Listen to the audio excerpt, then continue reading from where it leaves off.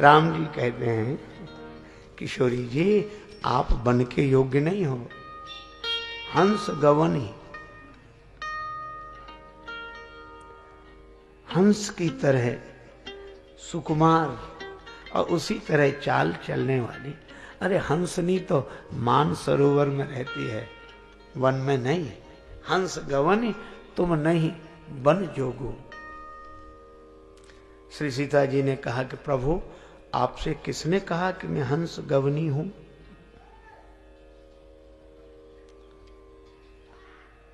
राम जी बोले अभी अभी माता कौशल्या ने कहा है, डावर जोग की हंस कुमारी। डावर वन, वन के योग्य क्या हंस कुमारी है? मां ने कहा हंस कुमारी और मैंने कहा हंस गवनी तुम नहीं बन जोगो। राम जी की बात सुनकर श्री जानकी माता ने कहा प्रभु आपकी माता जी ने जो कहा वह आपको याद है, पर मेरी माता जी ने आपके लिए जो कहा था वह मुझे याद है। कौशल्या माता ने कहा डावर जोग की हंस कुमारी, और प्रभु जब आप जनकपुर में धनुष तोड़ने जा रहे थे तो मेरी माता सुनैना जी ने कहा था सो धनुराज कुंवर कर देही, बाल मराल की मंदर नहीं। उन्होंने कहा था बाल मराल की मंदर नहीं। हंस कुमार कहीं मंदराचल पर्वत उठाएगा? मेरी मां की दृष्टि में आप हंस कुमार हैं।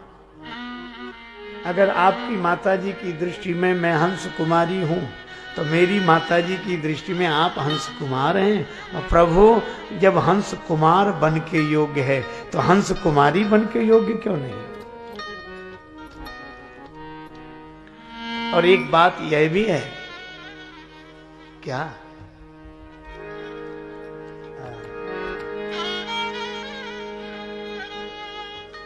आप कहेंगे कि माता कौशल्या ने आज्ञा नहीं दी है? माता ने तो आज्ञा दे दी है, क्योंकि मां अभी अभी बता रही थी कि बन के योग्य कौन है। तो बन हित कोल किरात किशोरी, रची विरंच विषय सुख भोरी। या तो कोल किरात किशोरियां वन में रहने की अभ्यस्त होती हैं, और दूसरा उदाहरण दिया कह तापस तीय कानन जोगु। तपस्वी ऋषियों की सहधर्मणी वन में रहने की अभ्यस्त होती है। किसी तपस्वी ऋषि की भार्या वन में रहने की अभ्यस्त होती है, क्योंकि तपस्वनी है। कह तापस तीय कानन जोगु, जिन तप हेतु तजा सब भोगु। तो मुझे तो आज्ञा मिल ही गई है। कहा कैसे? कहा प्रभु आप भी तो तापस हैं। मां ने कहा तापस वेश विशेष उदासी। तो जब आप तापस हैं तो मैं तापस तीय हूं, तो अनुमति तो मिल ही गई। अब देखना यह है कि तन प्राण दोनों आपके साथ जाते हैं कि केवल प्राण आपके साथ जाते हैं। जानकी माता को बारंबार प्रणाम। जासु कृपा निर्मल मति पावों। हम लोग भी बड़े तार्किक हैं, पर हम तर्क देते हैं भोग के समर्थन में। क्या हो गया? ऐसा करने में क्या है? और वो भी करते हैं, उन्होंने भी किया था, वैसे क्या? पर श्री जानकी माता तर्क देती हैं भोग के नहीं, त्याग के समर्थन में। जानकी माता भवन के समर्थन में तर्क नहीं देती, वे तो बन के समर्थन में तर्क देती हैं। भगवान के श्री चरणों के पीछे पीछे चलने का अवसर मिले। तो भगवान ने कहा कि वन में कोई मार्ग ही नहीं होता निश्चित। यह कोई ठिकाना थोड़ा ही कि यह रास्ता कहीं पहुंचा दे। वन का मार्ग है तो बड़ी चिंता रहती है, यह लगता है कि ये रास्ता कहीं पहुंचाएगा कि नहीं। श्री सीता जी ने कहा प्रभु हमें रास्ता देखना ही नहीं, हमारा रास्ते से कोई रिश्ता ही नहीं है, फिर आप क्या देखोगे? मोहि मग चलत ना होई ही हारी, छिन छिन चरण सरोज निहारी। मोहि मग चलत न होई, मोहि मग चलत न होई,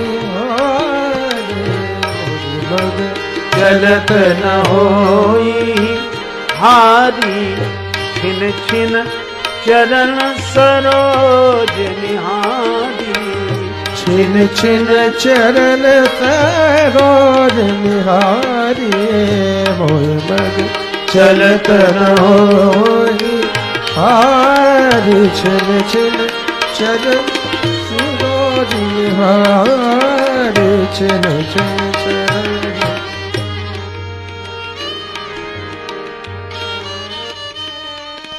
स्वीकृति मिल गई, परिहर सोच चलहु बन साथ।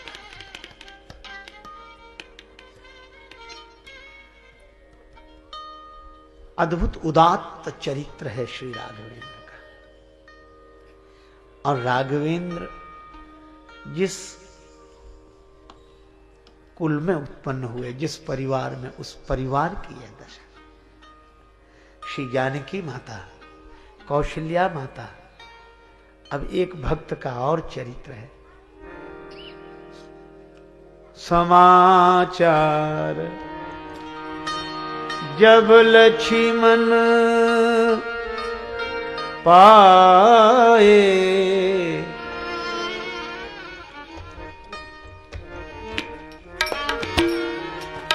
व्याकुल बेलखे बदन उठ धाये,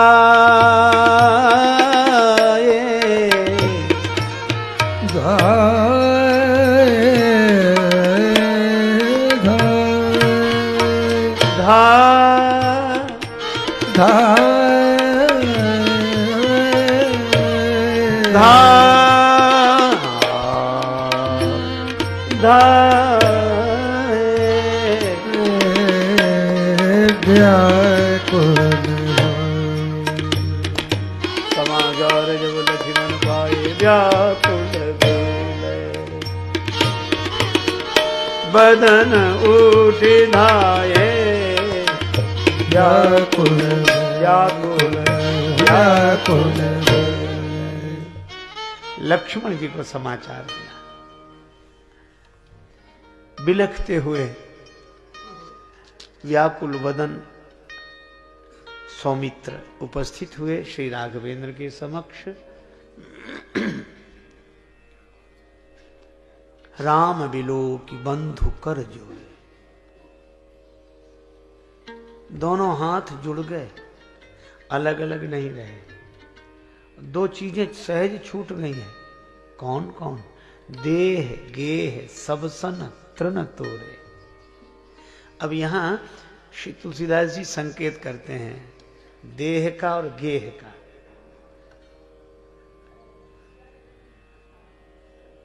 न देह का भाव है न गेह का। देह का अध्यास जब जब होता है तो व्यक्ति में अहमता जागती है, और गेह का भाव साधक के मन में ममता जगाता है। अहमता होती है देह में, ममता होती है गेह में।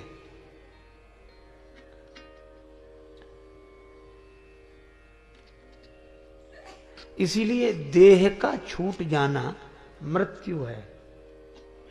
देह का छूट जाना मृत्यु है, पर देहाध्यास का टूट जाना मुक्ति है। अहमता, देहाध्यास छूट गया है। देह से अहमता नहीं है, गेह से ममता नहीं है।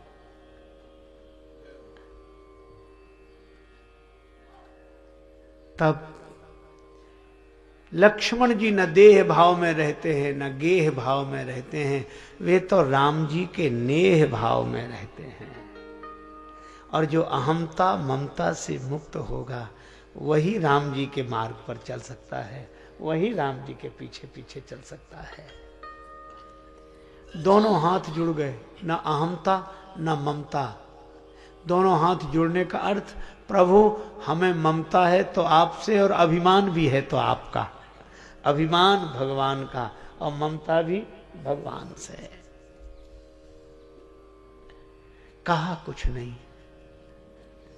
कहा नहीं। श्री तुलसीदास जी बोले कहा नहीं की बात नहीं, कुछ कह नहीं पा रहे। कही ना सकत कछु चितवत ठाणे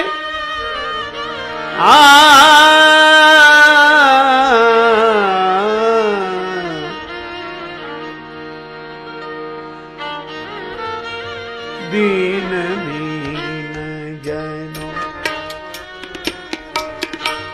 दीन जनु जलते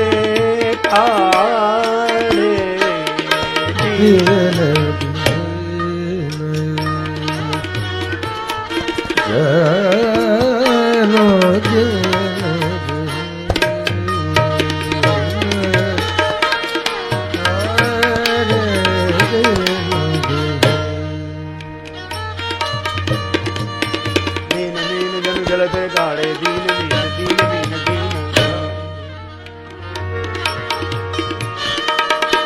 दीन दीन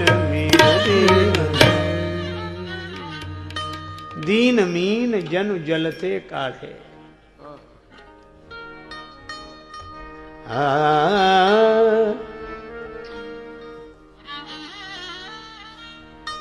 गुरुदेव भगवान की जय जय, सब संतन की जय, सब भक्तन की जय हो।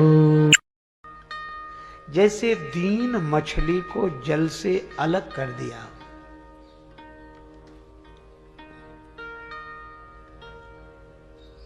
देखो औरों के जो पक्षी सरोवर के जल का आश्रय लेकर रहते हैं, उनके पंख हैं उड़कर चले जाएंगे। सर सूखे पंछी उड़े और न शरण समाए, पे दीन मीन बिनु पंख के कहो रहीम कहां जाए। जिनके पंख नहीं वे कहां जाए। और पक्ष होने का यह भी अर्थ है कि कोई पक्ष में ना हो, न इधर कोई पक्ष में न उधर कोई पक्ष में। वह तो भगवान के चरणों के ही आश्रित हैं। दीन मीन जनु जलते काढ़े। अच्छा, मछली बोलती कहाँ है? यह बात अलग है कि मछली कुछ कह नहीं पाती जल से, लेकिन जल के बिना रह नहीं पाती। लक्ष्मण जी भी राम जी से कुछ कह तो नहीं पा रहे हैं, पर राम जी के बिना रह नहीं पा रहे हैं। कहा कुछ नहीं और कहना क्या? किसी को बुरा ना भला देखना है और हमें तो तेरा फैसला देखना है। मुझसे क्या कहेंगे?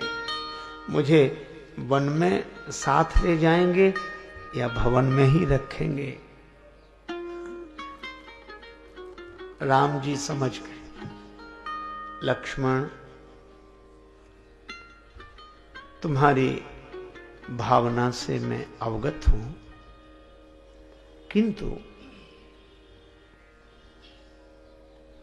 वन मेरे साथ चलने की तुम्हारी इच्छा है, पर यह भी तो सोचो घर में कोई नहीं। भवन भरत रिपु सूदन नाही। भवन में भरत भी नहीं, शत्रुघ्न भी नहीं, पिताजी वयोवृद्ध हैं, और फिर मेरा दुख है उनके मन में। राव वृद्ध मम दुख मन माही, जो मैं जाऊं तुम ही ले साथा। होई सबहि विधि अवध अनाथा। अगर मैं तुम्हें साथ लेकर जाऊंगा तो अयोध्या अनाथ हो जाएगी, इसलिए अयोध्या में ही रहो, ये राज्य काज संभालो, राज्य का भार तुम पर ही है अब, जब तक श्री भरत नहीं आते हैं।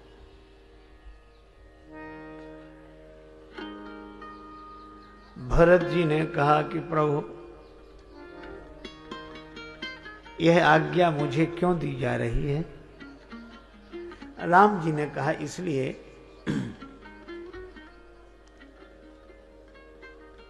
बड़े भाई के सिर पर कोई पोटली रखी हो और तब तक छोटा भाई आएगा तो यही कहेगा कि नहीं लाइए भाई साहब मुझे दीजिए, आप मुझे दीजिए, मैं छोटा भाई हूं और आपके ये शिष्टाचार के अनुरूप नहीं है। मैं भगवान ने कहा तो मैं तुम्हारा अग्रज हूं और मैं वन जा रहा हूं तो मेरे सिर का भार तुम अपने सिर पर लो। श्री लक्ष्मण जी ने कहा प्रभु बात तो ठीक है कि अग्रज का भार अनुज के सिर पर हो, पर बड़ा भाई 25 वर्ष का हो और छोटा भाई 22 वर्ष का हो तब तो यह नियम ठीक है, पर प्रभु बड़ा भाई 25 वर्ष का और छोटा भाई 5 वर्ष का हो तो भी क्या बड़े भाई का सिर का भार छोटे भाई के सिर पर रखना चाहिए? वह तो नन्हा सा बालक है, संबंध से भले ही अनुज है पर है तो बहुत छोटा सा। राम जी ने कहा कहना क्या चाहते हो? लक्ष्मण जी ने कहा कि संबंध में मैं आपका अनुज हूं पर मैं बहुत छोटा हूं, मैं शिशु प्रभु स्नेह प्रतिपाला, मंदरुले ही की बाल मराला।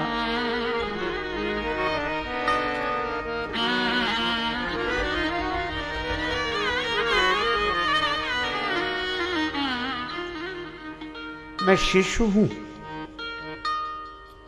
राम जी मुस्कुराए, लक्ष्मण ये शिशु कब से बन गए? लक्ष्मण जी ने कहा कि प्रभु मैं शिशु बना हूं या आपने बनाया है?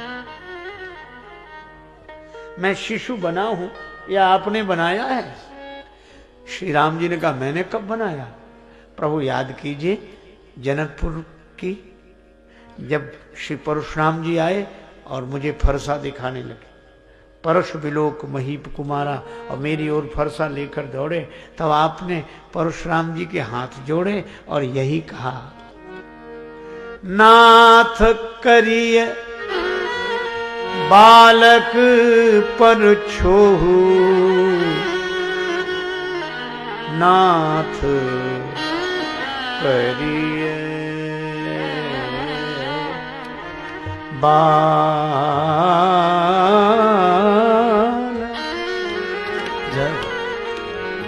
ये बालक है महाराज, कृपा करें। परशुराम जी तनिक उग्र होकर बोले ये बालक है, देखत छोट खोट नृप ढोटा, देखने में छोटा है बड़ा खोटा है। राम जी कहते हैं बालक है। अच्छा कितना छोटा बालक है? सूध दूध मुख करिए न कोहू, ये शुद्ध दुधमुहा बालक है। दुधमुहा प्रभु, तो परशुराम जी के सामने तो आप कह रहे थे कि ये मेरा दुधमुहा बालक है, शुद्ध दुधमुहा बालक है, और आज उसी दुधमुहे बच्चे से कह रहे हो कि अयोध्या के राज्य का भार उठावे।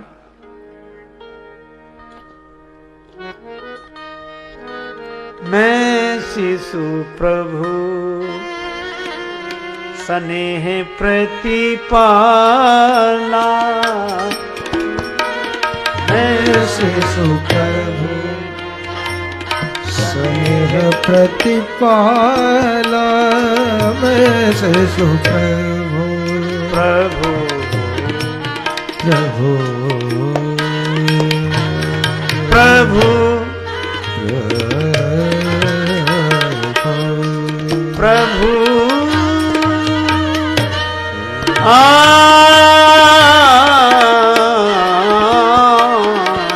मैं शिशु प्रभु कृपा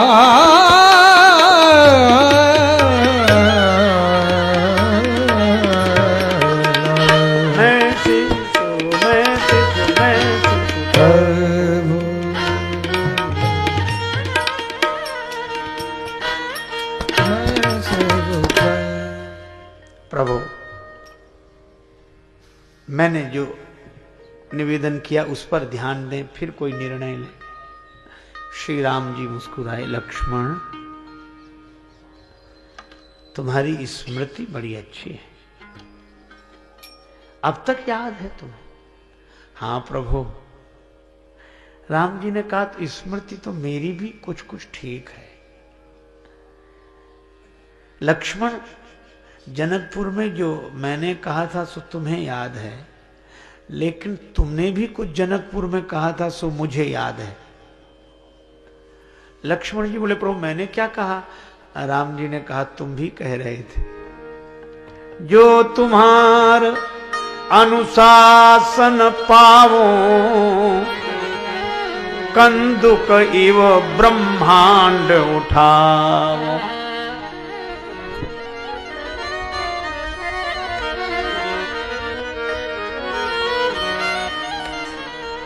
लक्ष्मण, तुमने कहा था कि प्रभु आपकी आज्ञा मिल जाए तो गेंद के समान ब्रह्मांड उठा लो। जय हो जय। आज मैं ही तो आज्ञा दे रहा हूं कि अयोध्या का राज्यभार उठा लो, तो कहते नहीं बनेगा। गेंद के समान ब्रह्मांड उठा रहे थे। उस दिन ब्रह्मांड उठा सकते थे, आज राज्य का भार नहीं उठा सकते। लक्ष्मण जी ने सोचा कि अब इस प्रश्न का क्या उत्तर हो, पर प्रभु कृपा से लक्ष्मण जी के मन में भी बड़ा सुंदर उत्तर आया। लक्ष्मण जी ने कहा कि प्रभु सुने, उस दिन तो मैं ब्रह्मांड उठा सकता था, क्यों? और अब राज्यभार क्यों नहीं? कहा प्रभु यह तो सोचिए, क्या जब मैंने ब्रह्मांड उठाने की बात कही थी तब तक परशुराम जी नहीं आए थे। परशुराम जी बाद में आए, तो तब मैं ब्रह्मांड उठा सकता था, बड़ा था। परशुराम जी बाद में आए, आपने कह दिया ये बालक, उसी दिन से मैं छोटा हो गया, अब कैसे उठाऊं? पहले तो उठा सकता था, अब आपने प्रेम से मुझे बालक बना दिया, अब कैसे? मैं शिशु, प्रभु स्नेह प्रतिपाला, आपके स्नेह के द्वारा परिपालित हूं प्रभु, मैं शिशु हूं। और फिर एक बात यह भी है, उस दिन मैं ब्रह्मांड उठा सकता था क्योंकि आप साथ में थे। आज राज्य का भार कैसे उठाऊं? आप तो साथ छोड़कर जा रहे हैं। पंखा कहे हम हवा दे सकते हैं, बल्ब कहे हम उजाला दे सकते हैं, और बिजली कहे कि हम जा रहे हैं।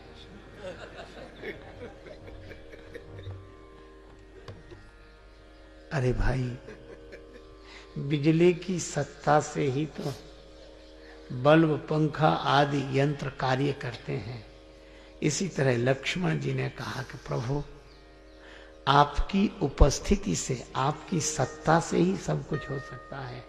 आप जब विदा हो रहे हैं तो हम कैसे यह कार्य कर सकेंगे? राम जी ने कहा अच्छा लक्ष्मण एक काम करो। क्या? सेवा तो कर लोगे? अब लक्ष्मण जी ने सोचा कि प्रभु यह कह रहे हैं कि साथ चलो सेवा कर लेना। लक्ष्मण जी ने कहा हाँ प्रभु, सेवा तो बन जाएगी। बन जाएगी? हाँ, बस वन ले चलो, सेवा बन जाएगी। राम जी ने कहा तो वन मत चलो, यहीं रहकर गुरुजी की, पिताजी की, माताजी की सेवा करो। गुरुजनों की, माता की, पिता की सेवा करो। अब लक्ष्मण जी ने जो उत्तर दिया वह भी बड़ा अद्भुत है। फिर रहना तो यहीं पड़ेगा, राम जी से तो अलग रहेंगे। तो क्या बोले? गुरु पितु मातु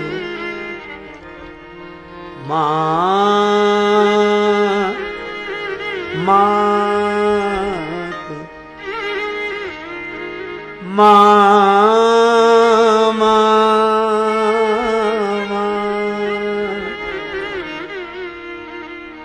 गुरु पितु मातु गुरु पितु मातु न जानऊ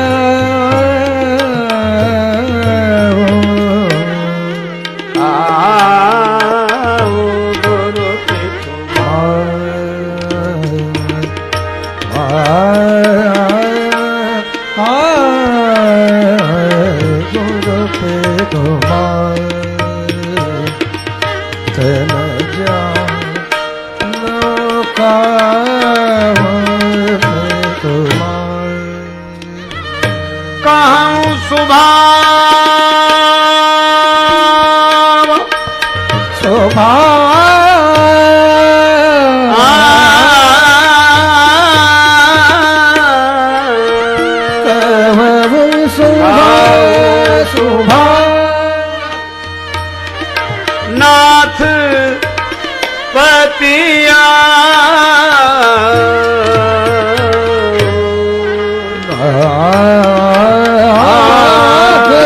पतिया हो गुरु के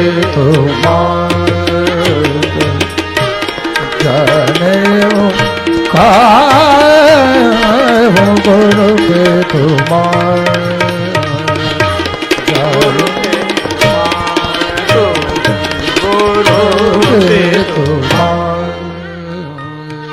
लक्ष्मण जी ने कहा कि गुरु जी, पिताजी, माताजी, मैं किसी को नहीं जानता। अब इस वाक्य का सही आशय जो ग्रहण नहीं करते वे भी आवेश में कह दे हम न गुरु जी को मानते, न पिताजी को मानते, न माताजी को मानते। क्यों नहीं? लक्ष्मण जी नहीं मानते। अरे हमने कहा भैया, लक्ष्मण जी ने यह नहीं कहा कि गुरु पितु मातु न मानव का हो। ये तो नहीं कहा कि हम गुरु जी को नहीं मानते, हम माताजी को नहीं मानते, हम पिताजी को नहीं मानते। लक्ष्मण जी यह कहते हैं कि हम किसी को जानते ही नहीं। गुरु पितु मातु न जानव काहू, तो नहीं जानना अज्ञान है और नहीं मानना अपराध है। लक्ष्मण जी कहते हैं हम जानते ही नहीं, हम जानने को तो भूल जाते, हम कहते हम मानते ही नहीं। लक्ष्मण जी कहते हम जानते ही नहीं। मानेंगे हम अवश्य, हमारा विरोध नहीं है, पर हम जाने तो कुछ तो जानते होंगे। लक्ष्मण जी ने कहा कि हम आपके अतिरिक्त और कुछ नहीं जानते। मोरे सबुई एक तुम स्वामी। आहा, भगवान के अतिरिक्त जिसके मन में और बुद्धि में किसी अन्य का न ज्ञान है न स्थान है, वह धन्य है। माता रामो मत पिता रामचंद्र, स्वामी रामो मत सखा रामचंद्र, सर्वस्व में रामचंद्रो दयालुर, नान्यम जाने नैव जाने न जाने। त्वमेव माता च पिता त्वमेव, त्वमेव बंधुश्च सखा त्वमेव। मेरे सर्वस्व तो आप हैं, आप।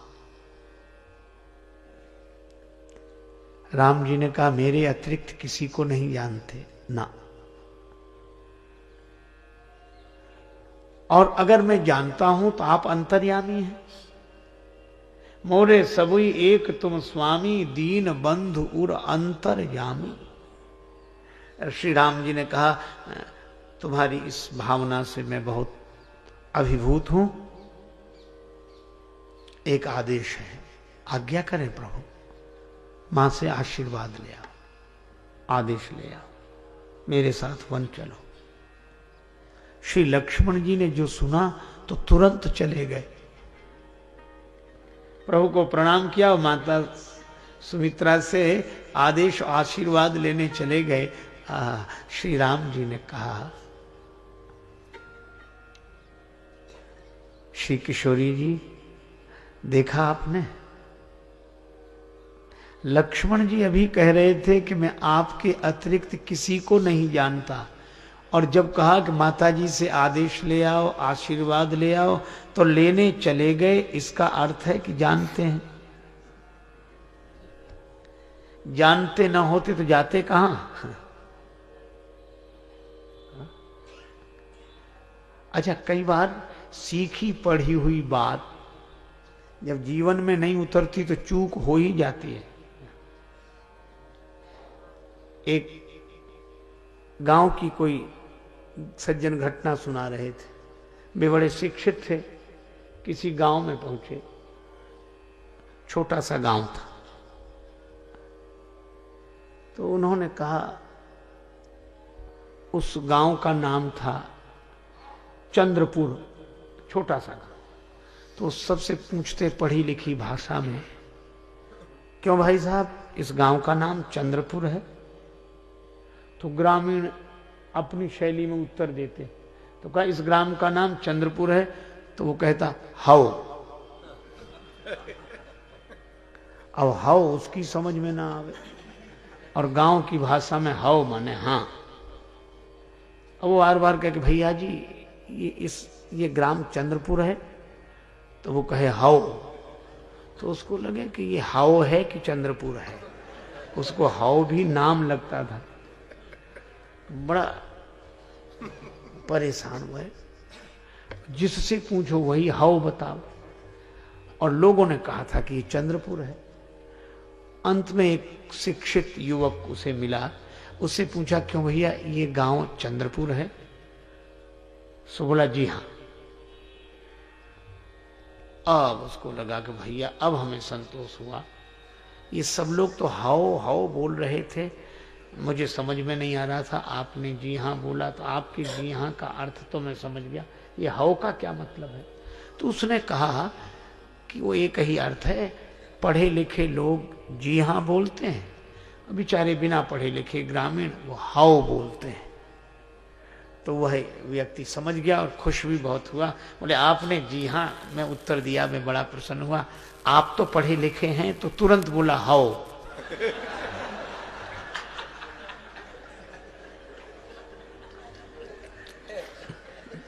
अब यह होता है सीखी पढ़ी हुई बात।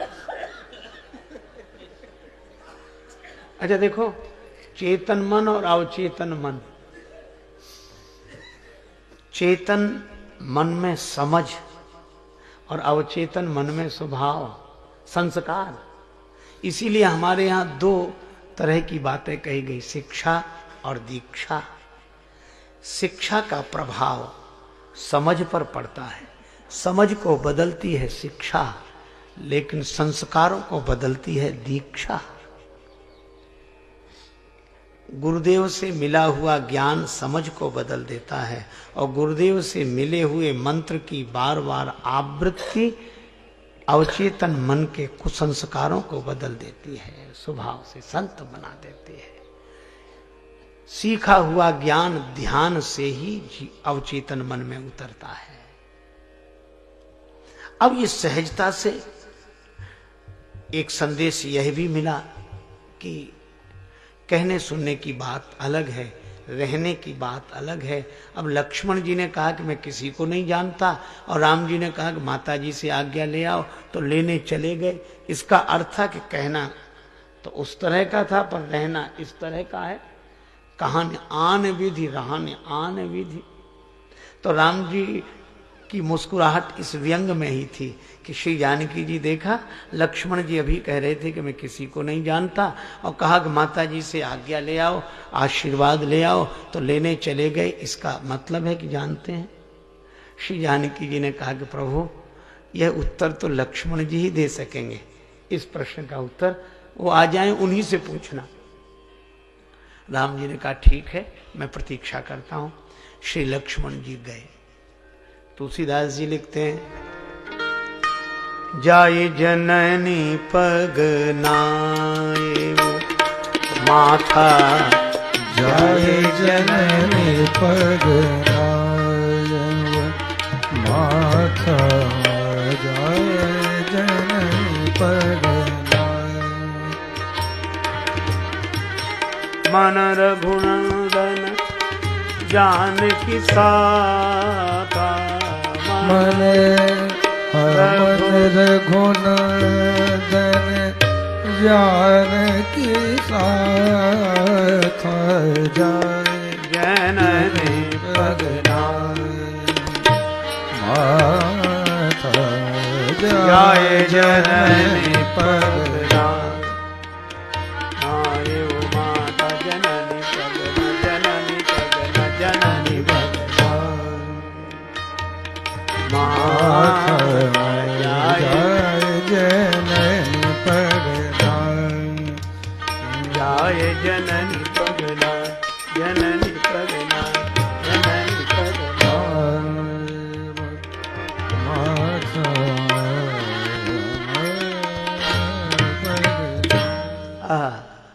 पर यहाँ श्री तुलसीदास जी कहते हैं कि लक्ष्मण जी ने माता के चरणों में सिर झुकाया, तन से माता के समक्ष उपस्थित हैं, जन्मदायिनी जननी के पास उपस्थित हैं, पर मन रघुनंदन जानकी साथा, मन तो श्री सीताराम जी के साथ है। महत्व तो इसी का है कि व्यक्ति मन से कहां रहता है।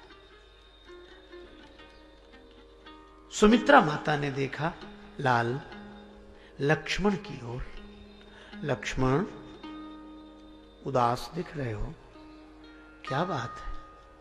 मां, भगवान श्री सीताराम जी वन को जा रहे हैं, वन जा रहे हैं। मैंने कहा मुझे भी साथ ले चलो, तो उन्होंने पहले तो यही कहा कि यहीं रहकर माता पिता गुरुजनों की सेवा करो, पर मैंने कहा कि प्रभु मैं आपके अतिरिक्त किसी को नहीं जानता। मां, यह बात सुनकर श्री राघवेंद्र बड़े प्रसन्न हुए। उन्होंने कहा अगर यही बात है तो जाओ माता से आज्ञा ले आओ, मांगहु विदा मातु सन जाई, आबहु बेग चलहु बन भाई। उन्होंने कहा कि माता से आज्ञा ले आओ, तो मैं ये आज्ञा लेने आया हूँ, आशीर्वाद लेने आया हूँ। माँ, अगर आप आशीर्वाद दो, आज्ञा दो, तो मैं भी राम भैया की सेवा में वन में चला जाऊं। सुमित्रा माता के नेत्रों में आंसू आ गए, हृदय हर्ष से भर गया। पुत्रवती युवती जग सोई, रघुवर भगत जासु सुत होई। आज लक्ष्मण व्याकुलता के साथ नेत्रों में आंसू भरकर आज्ञा मांग, मां मना मत कर देना, आज्ञा दे दो तो मैं प्रभु के साथ सेवा में चला जाऊं। सुमित्रा जी ने कहा लक्ष्मण,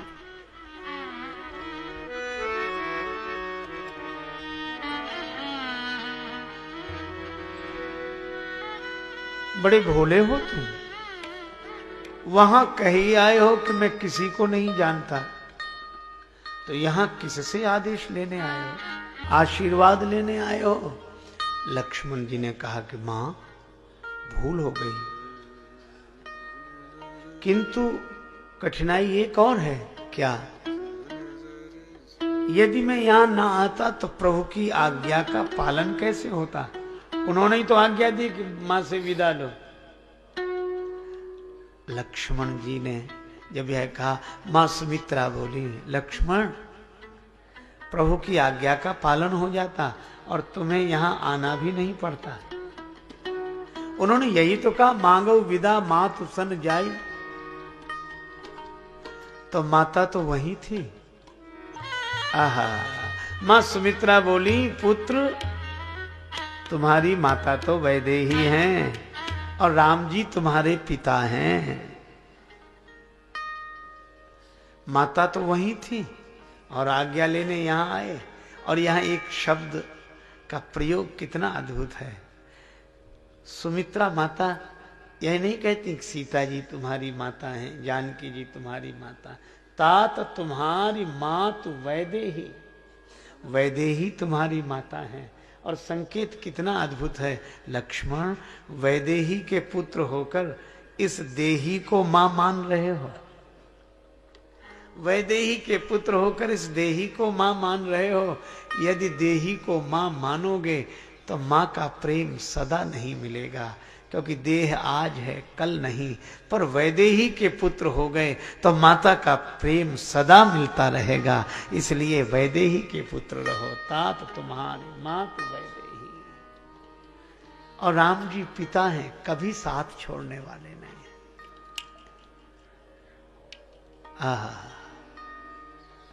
बेटा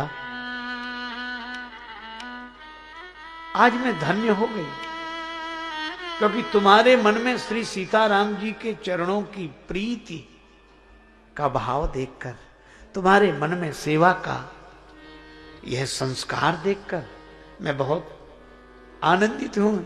और तुम्हारे जैसा पुत्र पाकर मैं धन्य हो गई। आज मेरा मातृत्व सफल हो गया। पुत्रवती जुवती जग सोई, रघुवर भगत जासु सुत होई।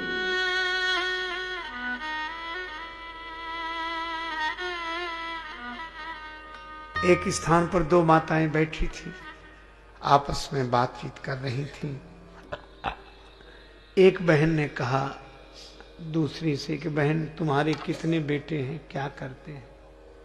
उसने कहा दो बेटे हैं, एक इंजीनियर है, एक सरकारी अस्पताल में डॉक्टर है। दोनों हमारी बड़ी सेवा करते हैं, सपूत हैं।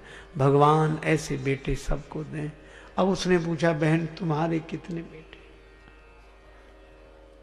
बड़ी उदास होकर बोली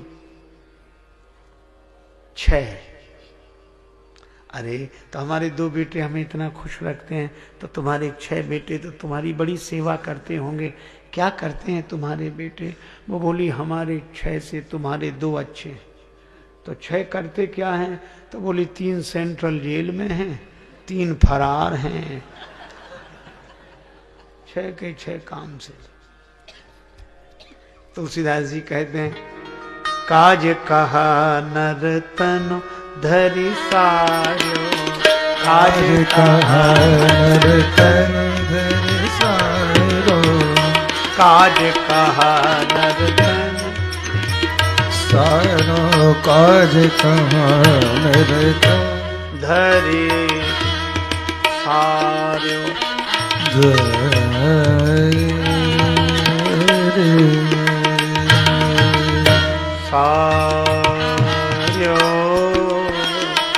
सरे गरे धरे ग म गरे गरे ब काज कहा नर तनु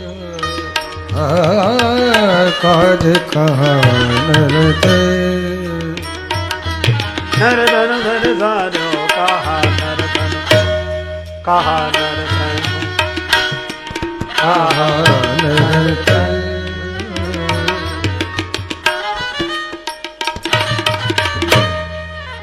सुमित्रा जी कहती हैं तुम्हारे जैसा बेटा पाकर मैं धन्य हो गई। जननी जने तो भक्त जन कै दाता कै सो। पर लक्ष्मण जी ने कहा कि मां मैं बड़ी कठिनाई में पड़ गया। क्या अभी आप कह रही थी कि तुम्हारी माता वैदेही है, अब आप कह रही हैं कि तुम्हारे जैसा बेटा पाकर मैं धन्य हो गई, मेरा मातृत्व सफल हो गया। तो मैं निर्णय नहीं कर पा रहा हूं कि मैं बेटा किसका हूं। मेरी मां कौन है, आप हैं या वैदेही जी?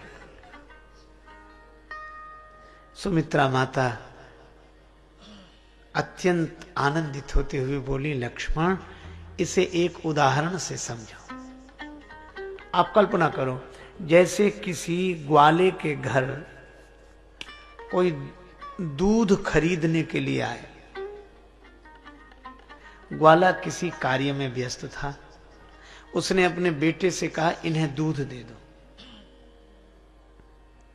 गाय का दूध उसी के यहां मिलता था, इसीलिए खरीदने वाले उसके घर आते थे। पर दूध उस समय लोटे में रखा था और बाल्टी में रखा था। तो ग्वाले ने पुत्र से कहा कि इन्हें दूध दे दो, पैसा ले लो। तो बालक ने कहा कि पिताजी इन्हें लोटे का दूध दूं कि बाल्टी का। अब आप विचार करो कि दूध बाल्टी का है कि लोटे का। दूध न बाल्टी का है न लोटे का, दूध तो गाय का है। पर बाल्टी का दूध क्यों कहते हैं, लोटे का दूध क्यों कहते हैं? क्योंकि उस पात्र में रख दिया गया है, दूध उसका नहीं है, पर बाल्टी में रखा है तो बाल्टी का दूध, लोटे में रखा है तो लोटे का दूध। पर दूध ना बाल्टी का ना लोटे का, दूध तो गाय का है। सुमित्रा जी ने कहा लक्ष्मण इसी तरह पुत्र तो तुम वैदेही के ही हो, पर इस पात्र में रख दिए गए हो, इसलिए मेरा नाम भी तुम्हारे साथ जुड़ गया है। तात तुम्हारे, परंतु मेरे दूध को लजाना मत। जाना चाहते हो श्री राम जानकी के संग, जाना तो परंतु मेरे दूध को लजाना मत। सोना तो सुला के किंतु जाग जाना पहले ही, और दोनों को खिलाए बिना तिनका भी खाना मत।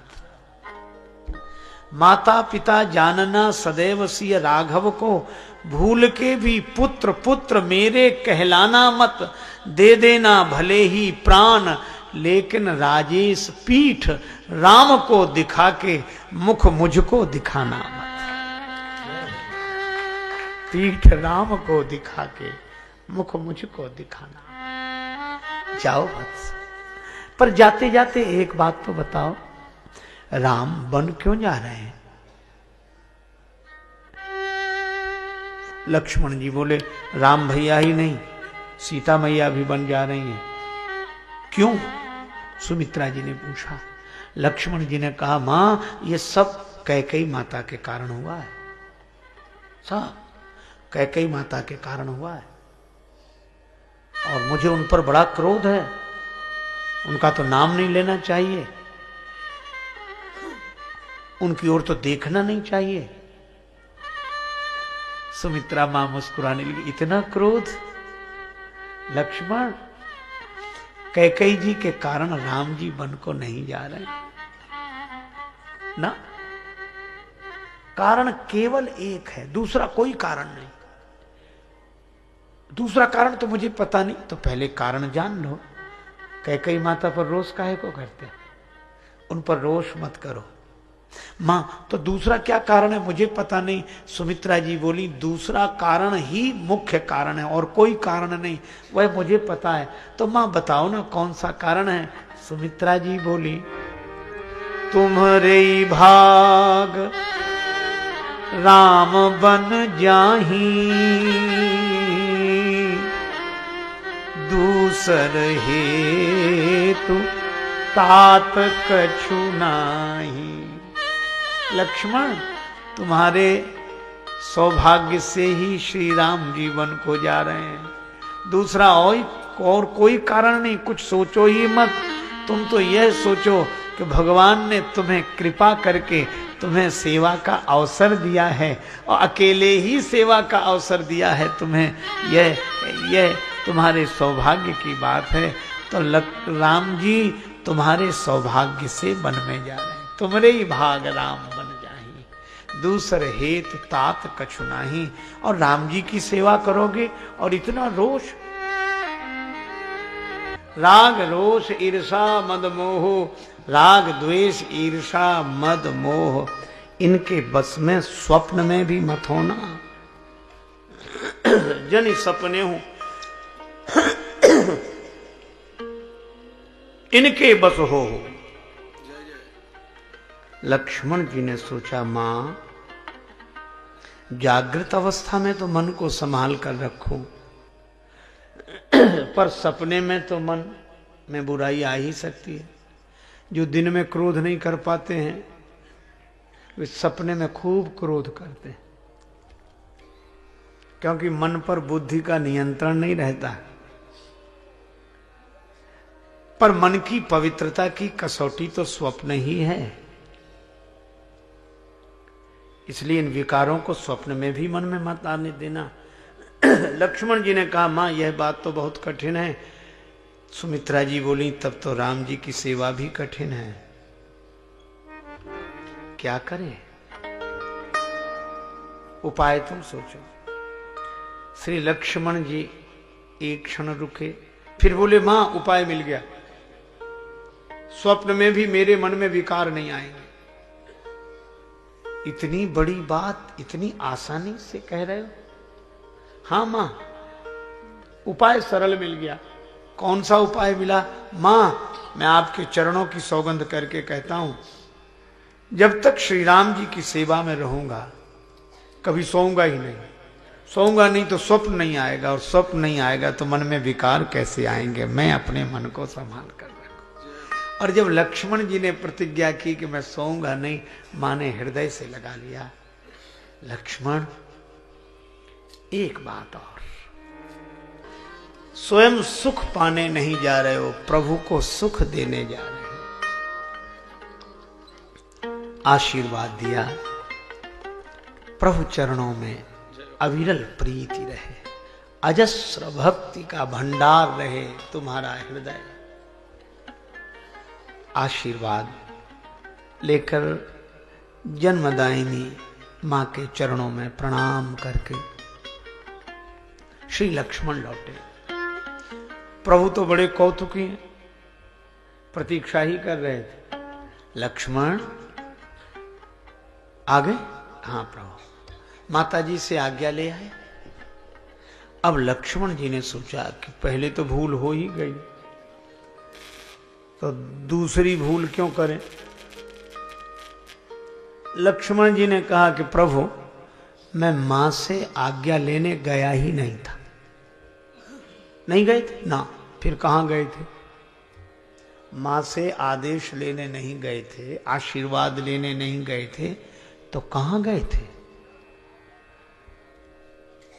लक्ष्मण जी ने कहा कि प्रभु एक निवेदन करें। हाँ बोलो।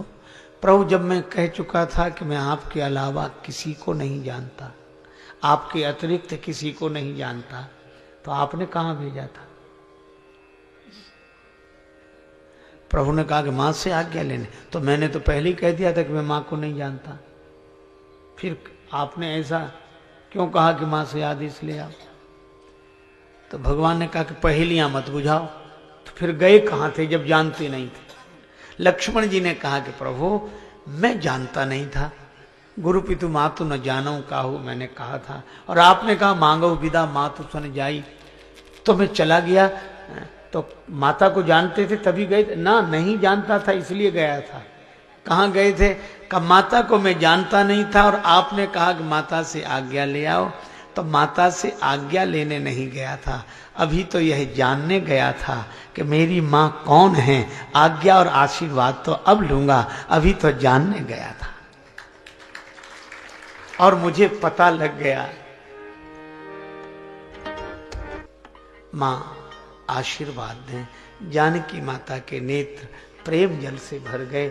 जानकी माता ने अपना कर कमल लक्ष्मण जी के सिर पर रख दिया, और मानो मां का आशीर्वाद मिल गया और आदेश भी मिल गया। और अद्भुत बात है, प्रभु उसी को अपने साथ रख लेते हैं, श्री किशोरी जी जिसके लिए स्वीकृति देते हैं।